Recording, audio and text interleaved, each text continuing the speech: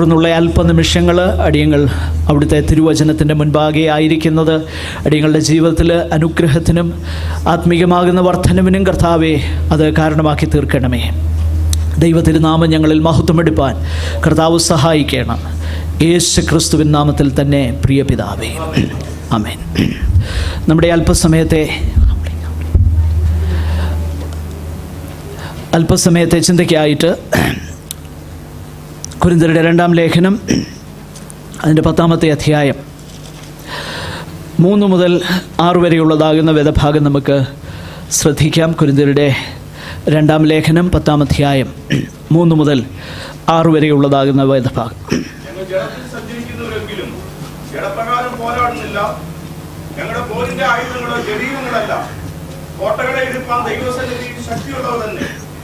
അവയാൽ ഞങ്ങൾ സംഘർഷങ്ങളും ദൈവത്തിന്റെ പരിജ്ഞാനത്തിന് വിരോധമായി പോകുന്ന എല്ലാ ഉയർച്ചയും പിടിച്ചു കളഞ്ഞ് ഏത് വിചാരത്തെ ക്രിസ്തുവിനോടുള്ള അനുസരണത്തിനായിട്ട് പിടിച്ചടക്കി നിങ്ങളുടെ അനുസരണം തിരിഞ്ഞു വരുമ്പോൾ എല്ലാം അനുസരണക്കേടിന് പ്രതികാരം ചെയ്യുവാൻ ഒരുങ്ങിയിരിക്കുന്നു. Praise the Lord. കഴിഞ്ഞ ആഴ്ചയിൽ ഈ വേദഭാഗം വായിപ്പാനും ചില കാര്യങ്ങൾ പ്രാരംഭമായി ചിന്തിപ്പാനും ദൈവം നമ്മെ സഹായിച്ചു. പൗലോസ് കൊരിന്ത്യർക്ക് ഈ സന്ദേശം അല്ലെങ്കിൽ ഈ വേദഭാഗം എഴുതുവാനുണ്ടായ പ്രത്യേക സാഹചര്യം എന്തെന്ന് നമ്മൾ അല്പമായി ചിന്തിച്ചു.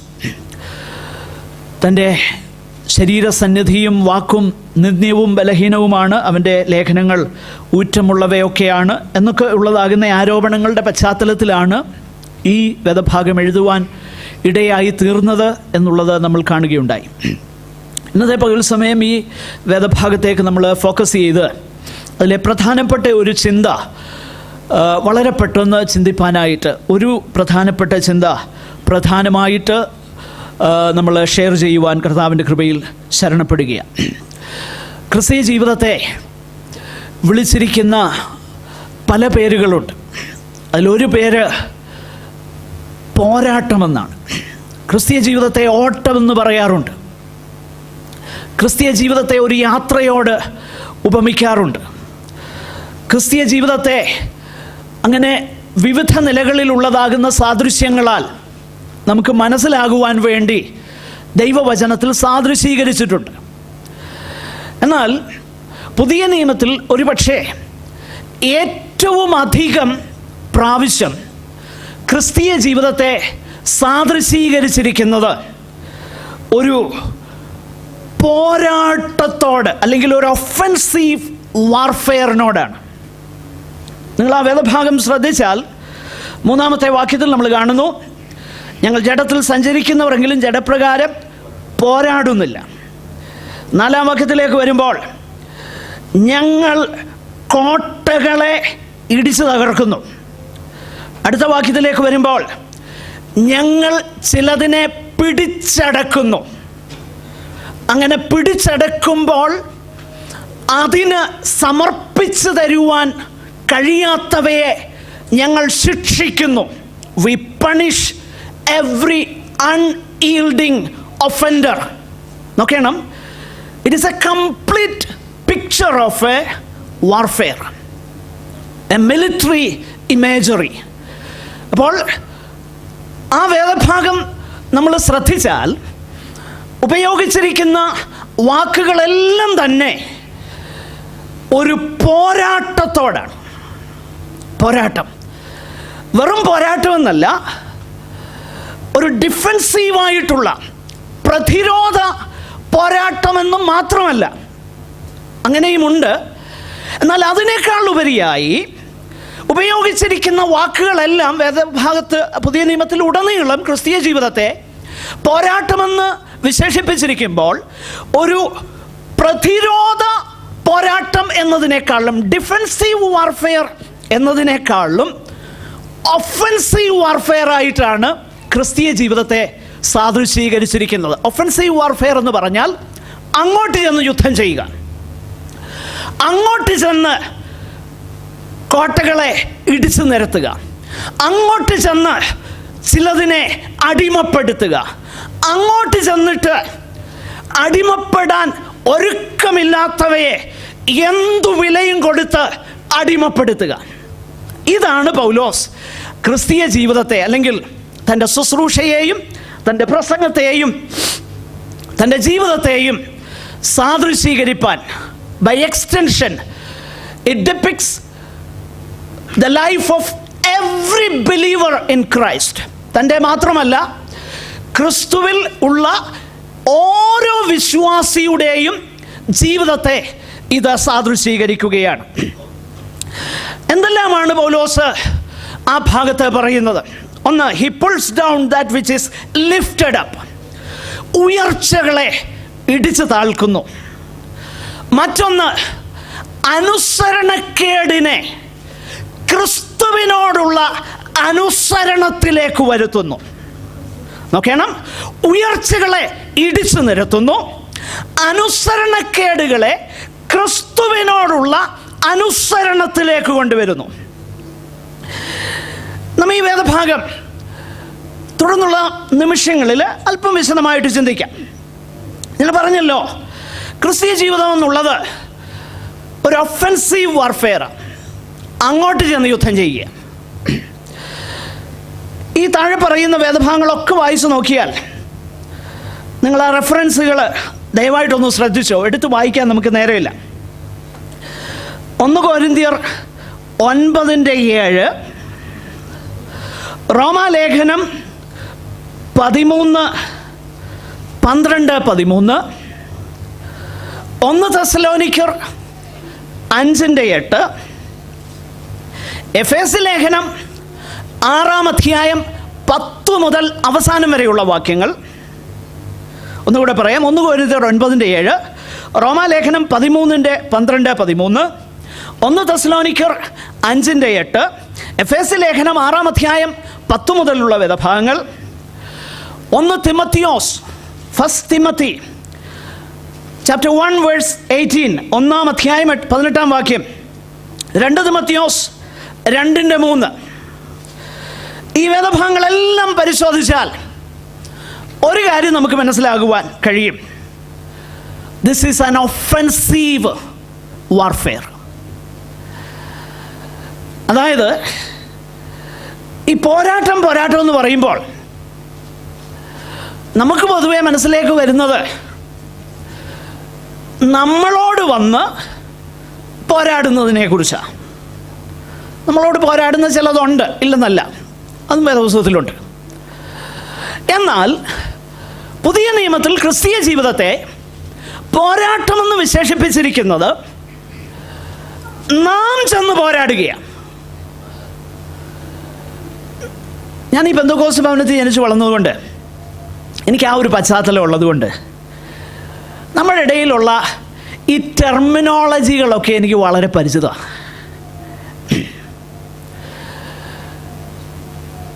സാധാരണ പറയുന്ന ഒരു കാര്യമാണ്, ചുമ്മാ കയറി വഴിയെ പോകുന്ന നായയുടെ ചെവിയെ പിടിച്ചേച്ച് കടിയൊന്നും കൊള്ളാൻ നിൽക്കണ്ട, നമ്മൾ അടങ്ങി ഒതുങ്ങി അങ്ങ് ജീവിച്ചേച്ചാൽ മതി.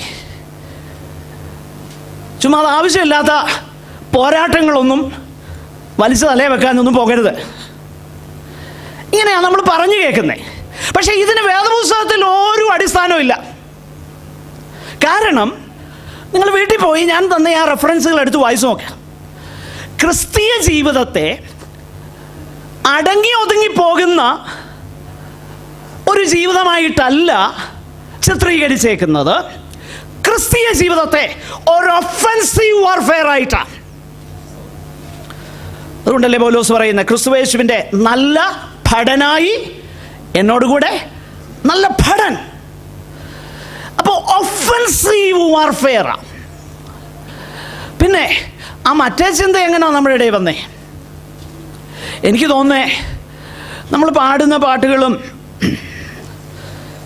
ഒക്കെ ഒരു പരിധി വരെ ആ മറ്റേ ചിന്ത നമ്മുടെ ഉള്ളിൽ കൊണ്ടുവന്നു. അതുകൊണ്ടാണ് വേദപുസ്തക പ്രകാരമുള്ള പാട്ടുകൾ നിവൃത്തിയുള്ളിടത്തോളം നമ്മൾ ഇവിടെ പാടാത്തത്. കാരണം പുസ്തകത്തിലില്ലാത്ത ഒത്തിരി കാര്യങ്ങൾ പുസ്തകത്തിലുള്ളതാണ് നമ്മൾ ചിന്തിക്കാൻ തുടങ്ങും. ഞാൻ പറയുന്നത് ദയവായി ക്ഷമിക്കണേ. നമ്മളിങ്ങനെ പറയാറുണ്ട്,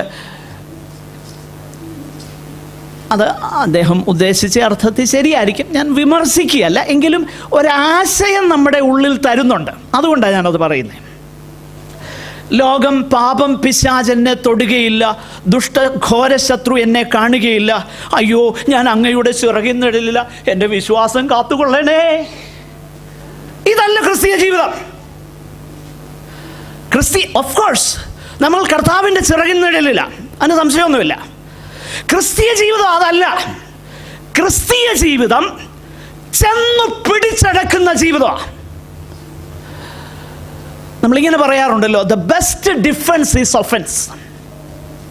നല്ല പ്രതിരോധമെന്ന് പറയുന്നത് അങ്ങോട്ട് ചെന്ന് യുദ്ധം ചെയ്യുക, കീഴടക്കുന്നതാണ്. ക്രിസ്തീയ ജീവിതത്തെ അങ്ങനെയാണ് ഉപമിച്ചിരിക്കുന്നത്. അപ്പോൾ നമ്മൾ എങ്ങനെയും ചുമ്മാ ആവശ്യമില്ലാത്തതിനകത്തൊന്നും തലയിടണ്ട, ചുമ്മാ അതിനകത്തൊന്നും കയറി. നമ്മുടെ ഇടയിൽ ഒത്തിരി കാര്യങ്ങളുണ്ട്. ക്യാൻസർ രോഗിക്ക് വേണ്ടി പ്രാർത്ഥിച്ചാൽ ക്യാൻസർ കയറി പിടിക്കൂ, അങ്ങനെയൊന്നുമില്ല. എത്രയോ ക്യാൻസർ രോഗികൾക്ക് വേണ്ടി പ്രാർത്ഥിച്ചിട്ടുണ്ട്. ചിലർക്ക് ദൈവം അത്ഭുതകരമായ സുഖം കൊടുത്തിട്ടുണ്ട്. അത് ഞങ്ങളുടെ ജീവിതത്തിൽ അനുഭവിക്കാൻ വേണ്ടി അത്ഭുതകരമാകുന്ന സൗഖ്യം കൊടുത്തത് കാണുവാൻ കഴിഞ്ഞിട്ടുണ്ട്. ഞാനിതൊന്നും സാധാരണ പറയാറില്ല, പറയാൻ ഞാനിട്ട് ആഗ്രഹിക്കുന്നുമില്ല. കാരണം അതല്ല ദൈവം എന്നെ ഏൽപ്പിച്ച്, അതൊന്നും പറയാനല്ല. എങ്കിൽ ഞാൻ കാര്യങ്ങൾ ഇന്ന് വരെ ക്യാൻസർ എനിക്കുണ്ടായിട്ടില്ല. ഇനി നാളെ ക്യാൻസർ ഉണ്ടായാലും എനിക്ക് വിഷയമില്ല. കാരണം ക്യാൻസർ ആയാലും ഹാർട്ട് അറ്റാക്ക് ആയാലും ആക്സിഡൻ്റ് ആയാലും വെള്ളത്തിൽ മുങ്ങിയായാലും എങ്ങനെയായാലും ഇവിടുന്ന് പോയേ പറ്റൂ. ഇവിടെ ഏതായാലും ചിരകാലം വസിക്കാനൊന്നും പോകുന്നില്ല. അതുകൊണ്ട് ഇറ്റ് ഡസൻറ്റ് മാറ്റർ. ഞാൻ പറഞ്ഞു വരുന്നതിൻ്റെ താല്പര്യം, ക്രിസ്തീയ ജീവിതം എന്ന് പറയുന്നത് ഒഫൻസീവ് വാർഫെയറാണ്. അത് ഒതുങ്ങിക്കൂടി പോകുന്ന ഒരനുഭവമല്ല. അതുകൊണ്ട് പഴയ കാലത്ത് പാടിയ ഭക്തന്മാരെന്നാ പാടിയെന്നറിയാവോ? അവർ പാടിയേ അയ്യോ എന്നെ ഉപദ്രവിക്കാതെ വെറുതെ വിട്ടേക്കണേ എന്നല്ല പാടിയത്. അവർ പാടിയത് എങ്ങനെയാ? നിൽക്കും നഗരം ഇല്ലിവിടെ, പോർക്കളത്തിലത്രേ നാം നിൽക്ക വേണ്ട, പോർപ്പുരുതു യാത്ര തുടരാം, വേഗം യാത്ര തുടരാം. ഓ, എന്തൊരു പ്രത്യാശയാ, എന്തൊരു ധൈര്യമാ അത് നമ്മുടെ ജീവിതത്തിൽ പകരുന്നത്. പ്രിയരെ, ഇതിനാണ് ഞാൻ പറയുന്നത്, നല്ല പാട്ടുകൾ പാടണം. കാരണം നല്ല പാട്ടുകൾ പാടിയെങ്കിലേ ശരിയായ ഉപദേശം ഉള്ളിൽ കയറത്തുള്ളൂ. ഉപദേശം ഉള്ളടക്കം ചെയ്തിരിക്കുന്ന പാട്ടുകളാണ് നമ്മൾ പാടേണ്ടത്. ദൈവത്തെ സ്തുതിക്കുന്ന, ദൈവത്തെ മഹത്വപ്പെടുത്തുന്ന, കർത്താവിൽ നമ്മുടെ ചിന്തയാകുന്ന, നമ്മുടെ ജീവിതത്തിന് ധൈര്യം പകരുന്ന, നമ്മെ യുദ്ധത്തിന് വേണ്ടി സജ്ജമാക്കുന്ന ആ പോർവിളിയായിരിക്കണം നമ്മുടെ ഓരോ പാട്ടുകളും. പോർവിളിയായിരിക്കണം. We are the army of the lord. നമ്മൾ കർത്താവിൻ്റെ ആർമിയാണത്, മറന്നു പോകരുത്. ആകട്ടെ, അപ്പോൾ ക്രിസ്തീയ ജീവിതം എന്ന് പറയുന്നത് it is an offensive warfare. 2, ക്രിസ്തീയ ജീവിതം എന്നുള്ളത് it is A constant warfare. ക്രിസ്തീയ ജീവിതം തുടർച്ചയായിട്ടുള്ള വാർഫെയറാണ്. ഒരു നിമിഷം പോലും നമ്മുടെ വിജിൽ, നമ്മുടെ സൂക്ഷ്മത വീണുപോകാൻ പാടില്ല. കാരണം യുദ്ധമുന്നണിയിലുള്ള ഭടന്മാർ നമുക്കറിയാം, ഒരു നിമിഷം പോലും അവരുടെ ശ്രദ്ധ മാറുന്നില്ല. അവരുടെ ശ്രദ്ധ മാറാതിരിക്കാൻ വേണ്ടിയിട്ടാണ് ഫ്രണ്ട് ലൈനിലുള്ള സോൾജിയേഴ്സിന്, എൻ്റെ അറിവ് ശരിയെങ്കിൽ സോൾജിയേഴ്സ് ആരെങ്കിലും ഇവിടെ ഉണ്ടെങ്കിൽ എന്നെ തിരുത്തണം, അവർക്ക് 8 മണിക്കൂറാണെന്ന് തോന്നില്ല ഡ്യൂട്ടി, അതിൽ കുറവേ ഉള്ളൂ. പെട്ടെന്ന് മാറ്റിക്കൊണ്ടിരിക്കും. കാരണം അവർ ഒരു കാരണവശാലും ക്ഷീണിച്ച് അവരുടെ ശ്രദ്ധ നഷ്ടപ്പെട്ടു പോകുവാൻ കമാൻഡർ ഇൻ ചീഫ് ആഗ്രഹിക്കുന്നില്ല. അപ്പോൾ ഓൾവേസ് കോൺസ്റ്റൻ്റ്ലി അറ്റ് വിജിൽ. ഇതൊക്കെ ദൈവവചനത്തിൽ നിന്ന് ഞാൻ വാക്യങ്ങളുടെ വെളിച്ചത്തിൽ ഞാൻ വിശദീകരിക്കാം. മാത്രമല്ല, ഓരോ നിമിഷവും ശ്രദ്ധയോടെ ഇരിക്കണമെന്ന് മാത്രമല്ല, ഓരോ നിമിഷവും അറ്റാക്ക് ചെയ്തുകൊണ്ടിരിക്കണം. ഓരോ നിമിഷവും ക്രിസ്തീയ ജീവിതം ശ്രദ്ധയോടെ പൈശാചികൻ്റെ തന്ത്രങ്ങൾക്കെതിരെ നമ്മൾ ഒരുക്കമുള്ളവരായിരിക്കണം. അതേസമയം ഓരോ നിമിഷവും നമ്മൾ പാടവമുള്ളവരായി, ആ പ്രേരണയുള്ളവരായി നമ്മുടെ ക്രിസ്തീയ ജീവിതം നയിക്കണം. അതിൻ്റെ കാര്യം എന്നാ? പെട്ടെന്നൊരു ഉദാഹരണം ഞാൻ പറയാം. നമ്മൾ ഈ കർഷകരോട് ചോദിച്ചാൽ അവർ പറയും, അവർ നിലമൊക്കെ കിളച്ച് നല്ല വിത്ത് വിതയ്ക്കും. വിത്ത് വിതയ്ക്കുമ്പോൾ വിതയ്ക്കുന്ന വിത്ത് മാത്രമല്ല, അതിൻ്റെ കൂടെ വിതയ്ക്കാത്തതും വളർന്നു വരും.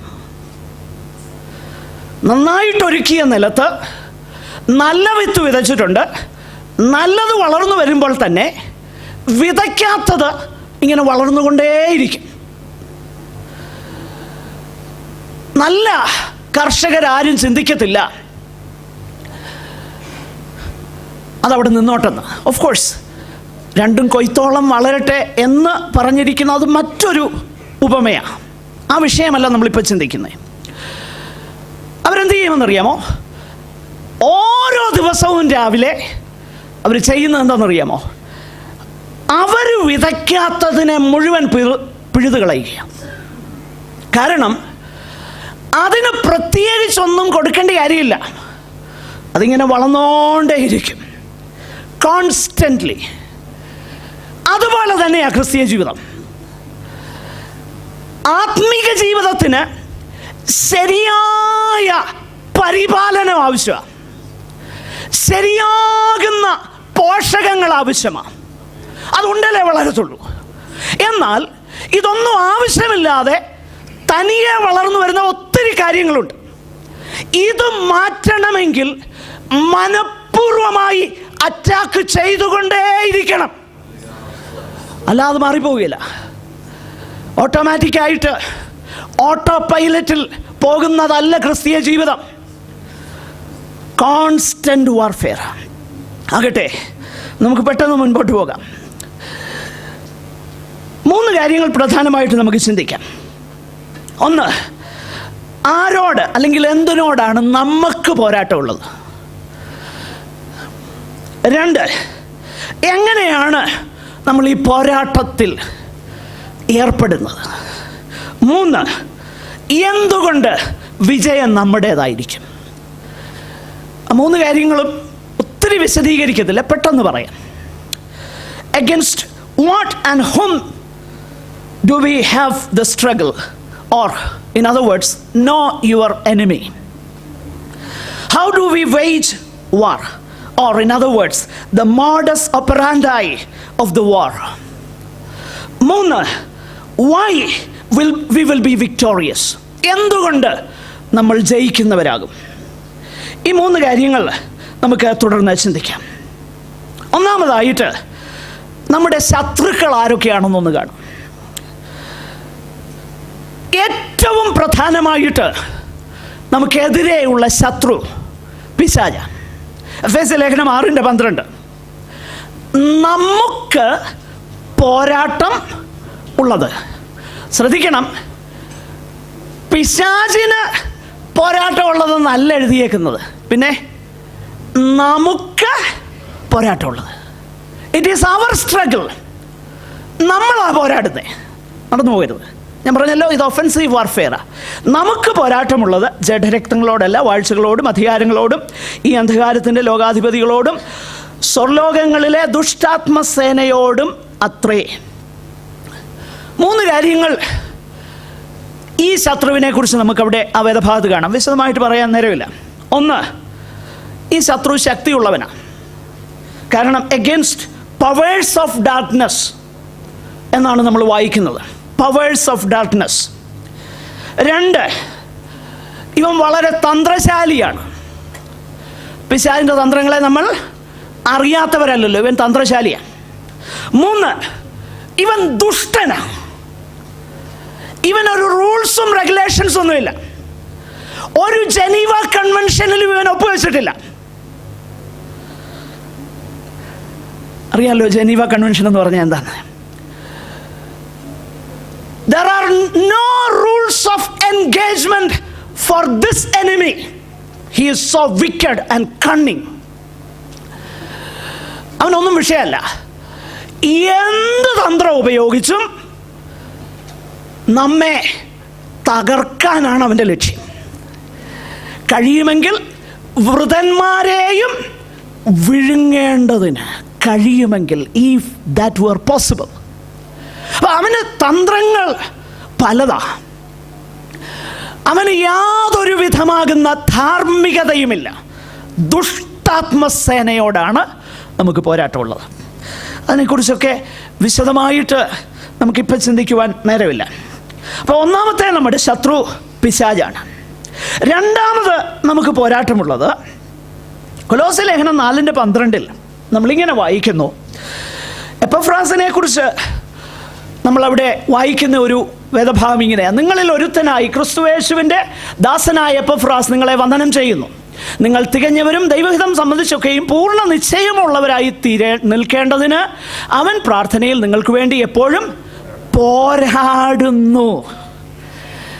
അപ്പൊ പ്രാർത്ഥനയിലെ പോരാട്ടം എന്താ? പ്രാർത്ഥനയിലെ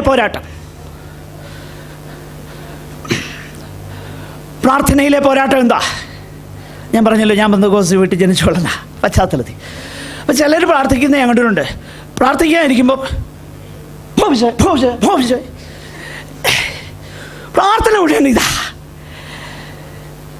എന്ന് പറഞ്ഞു കഴിഞ്ഞാൽ പിശാച് ഇങ്ങനെ വരിക. എനിക്കറിയത്തില്ല, ഇനി ചിലപ്പോൾ മനസ്സിൽ എന്തെങ്കിലുമൊക്കെ ചിന്തകൾ കൊണ്ടുവരുന്നത് അതിനെ അങ്ങാട്ടി ആയിക്കോട്ടെ, ഞാനതിനെ ആ നിലയിലേ കാണുന്നുള്ളൂ. പക്ഷേ എങ്കിലും പ്രാർത്ഥനയിലെ പോരാട്ടം എന്ന് പറഞ്ഞാൽ അതല്ല പോരാട്ടം. ആ വാക്യഭാവം വായിച്ചു നോക്കിയാൽ മനസ്സിലാവും. നിങ്ങൾ ദൈവഹിതം സംബന്ധിച്ചൊക്കെയും, മനസ്സിലാക്കണേ, പ്രാർത്ഥനയിലെ പോരാട്ടം എന്തുവാ? എനിക്കൊരു ഹിതമുണ്ട്, എനിക്ക് എൻ്റേതാകുന്ന ചില താല്പര്യങ്ങളുണ്ട്, എനിക്ക് എൻ്റെ താല്പര്യങ്ങൾ നടക്കണമെന്നാണ് എപ്പോഴുമുള്ള താല്പര്യം. അതുകൊണ്ടാണ് ഞാൻ ചിലപ്പോൾ പിടിച്ചു വെച്ചങ്ങ് പ്രാർത്ഥിക്കും. ഇതും ഞാൻ പെന്തക്കോസ്ത് ഭവനത്തിൽ ജനിച്ച് വളർന്നുകൊണ്ട് വരുന്ന കുഴപ്പങ്ങളാണ് ഈ വാക്കുകളൊക്കെ വരുന്നത്. അതുകൊണ്ട് ഞാൻ പിടിച്ചു വെച്ചങ്ങ് പ്രാർത്ഥിക്കും. എനിക്ക് വിഷയമല്ല അത് ദൈവഹിതമാണോ, അതെനിക്ക് നന്മയായി തീരുമോ, അതല്ല സഭയുടെ നന്മയായി തീരുമോ, അതൊന്നും എനിക്ക് വിഷയമല്ല, എനിക്ക് കിട്ടിയേ തീരൂ. എപ്പഫ്രാസിൻ്റെ പ്രാർത്ഥന എങ്ങനെയാണെന്നറിയോ? എപ്പഫ്രാസിൻ്റെ പോരാട്ടം, ദൈവമേ ഞങ്ങളുടെ ഹിതമല്ല, അങ്ങയുടെ ഹിതം സംബന്ധിച്ച് തികഞ്ഞവരാകേണ്ടതിന് പോരാടുകയാണ്. കാരണം എനിക്കെപ്പോഴും എൻ്റെ താല്പര്യങ്ങളാ എൻ്റെ ഹൃദയത്തിലുള്ളത്.